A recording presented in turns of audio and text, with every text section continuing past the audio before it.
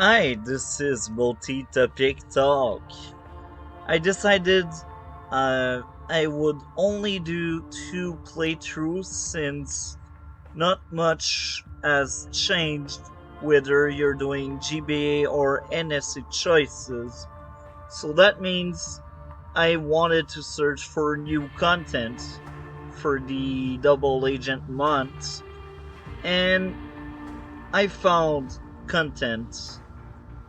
What I will be doing is comparing both version of the game for those who did not played it, and I will do one video for each mission, and my overall thought about both mission and the game overall as a whole will be in these videos. I will also be visiting the online maps because I know for a fact that the online maps on this version of Double Agent are different than the ones we got for the other version of the game. Now we will start off, since we got the screen for this version of Double Agent, to say what's up with this version of the first mission being Iceland. So basically, in this version of Iceland, Iceland. Anyway, in this version of Iceland, we get to meet Isham Amza, which is very interesting because in this version of the game, the character is more important than in the other version of the game. Because in the other version of the game, we barely see the guy. So here in this game, we start off the mission outside in the snow, and we actually get to know the guy. Isham Hamza is a very interesting character. He is some kind of rookie, but he is not at the same time. He don't have some experience on the field, and yeah, that's interesting because you see them creating a bond during the mission. So later on, when they ask you, spoiler alert, spoiler alert, it will be really short. When they ask you to kill Isham Hamza, it's harder in this version than in the other version of the game. Because in the other version of the game, he is just a voice. And now, basically, uh, he is more than a voice. You actually met the guy and you did an entire, oh, not an entire, but a lot of a mission with him, side by side. So I really liked this mission, and uh, even if it's on daytime, you don't spend that much time outside because most of the mission is inside. The weird thing, however, is the time, if we can say it that way, the duration of the mission and the story, because we cannot really tell how long that mission takes. When we start off, looks like it's a sunrise, I guess, and by the end of the mission, there's a snowstorm, and you don't see any sun at all, so we can assume it's by nighttime. So I guess that mission took an entire day. I don't know. Anyway, we spoke a lot about this Iceland mission, and in this version of the game, um, basically, we get introduced to a new mechanic, and that's destroying ice walls bare end to catch a guard on the other side, and that's very interesting. I liked it. Yeah, that was it for the Iceland of this version of Double Agent. So now I will speak about Iceland in the version 1 of the game, basically the 360 PC and PS3 version. It's nighttime. We get introduced to a agent just for the sake of having another Splinter Cell to brought to us. That new guy, we don't care about him, we don't know him, he seems arrogant, and yeah, you cannot dislike him, like, and you cannot even get a chance to like the guy. So this version of the mission is basically during night time, and it shows you an interesting game mechanic that will be brought back later on in the game during the Alcott mission. So basically, that mechanic is going underwater and swimming underwater, and that's very interesting because you can also make holes in the ice to kill off guards, which is very interesting if you get the aggressive approach of the game. But if you get the more stealthy approach, then you will lose score there. But anyway, that mission is very fun. And there's some kind of glitch. I never was able to get 100%. I always get 85, and I never understood why. Anyway, that version of the mission is really short. Like, you can play it in 20 minutes or so. And when it's the first time you're playing the game, it can take up to 30, maybe 40 minutes if you really suck at the game. But yeah, if you have basics, 20 minutes and it should be done. Maybe 25, I don't know. Somewhere near that. It also depends on how good you are or anything. And we also get introduced right away to the trust bar, the trust meter, because in this game it's very different than the other game, and you don't need to balance it out. Like, each agency has their own trust bar. So NSA has one trust bar, while GBA has another trust bar.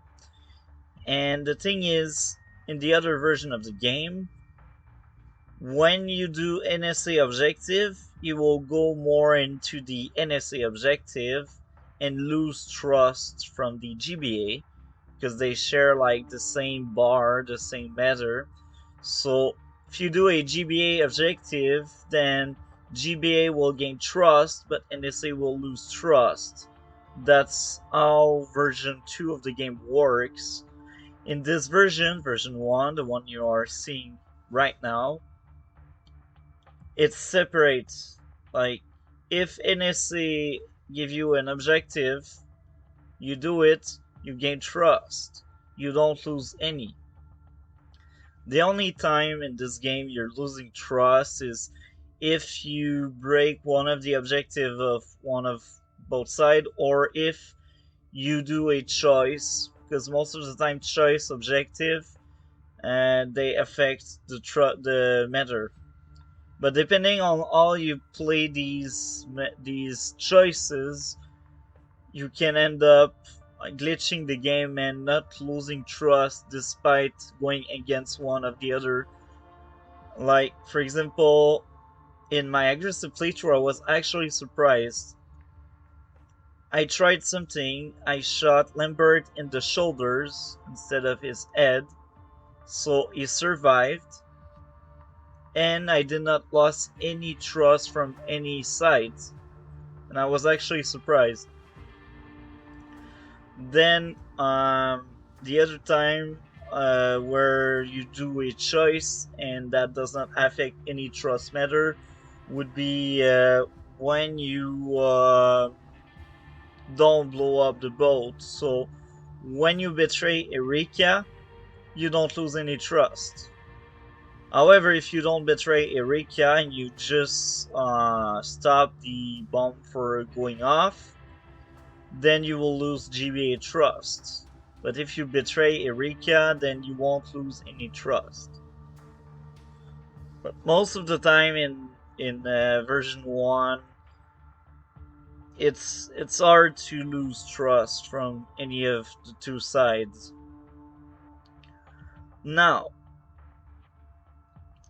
the question is which version of the mission I prefer. I will say the other version, the version on version 2 of the game, mainly because Isham Hamza is important in the game and we see him again. So it's not just placing a character to place a character. It's create a build up and an interesting story. Now, in this version, as I mentioned earlier, spoiler alert, spoiler alert, spoiler alert, your useless teammates get caught and you get killed off at the end of the mission. So that means they just gave Sam a teammate just to give him a teammate. John, I'm actually surprised they gave him a name, but John was stupid and that got him killed in the first mission. So that guy was really useless.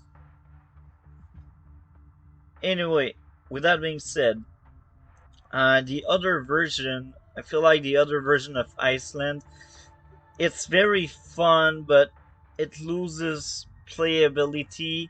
Like, I don't want to replay it because it's too long. Like, even when you're used to the mission, it's around 30 to 40 minutes. While this version, if you're used to it, you can do it in 20 minutes. And that you will say, oh, it's just 10 minutes. Yes and no. Like, I'm sure on my third game playthrough or the fourth playthrough I will get with the other version of Double Agent, I'm sure I won't be able to do it in 30 minutes. I think 40 minutes is more realistic to do in the other version because it's a much longer mission. But I think when you're used to the mission, I'm not speaking about speedrun, just being used to the game and being good at it, you know? Like, I can see someone doing it in 30 minutes.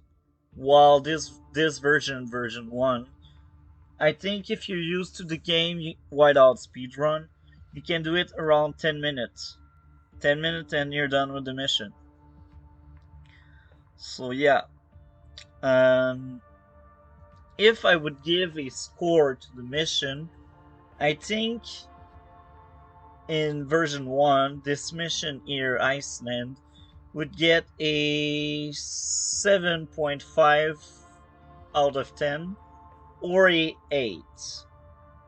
Now I hesitate because I can replay this mission anytime, but the story is not as good as the other version because John is useless. He is just that Splinter Cell that get killed. While in the other game, you actually get to see the guy again, and Isham Hamza is actually an interesting character in the other game. So yeah, that's it for the version 1. In version 2, as I said, the story is much better.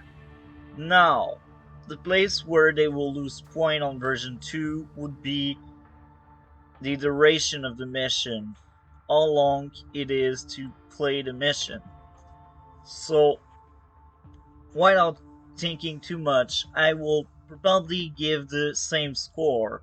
Or actually, I would give a 8 instead of saying 7.5 or 8. In the other version 2, I would straight up give it a 8. 8 out of 10 for the other version. Because the story is much better and much more appealing than this version.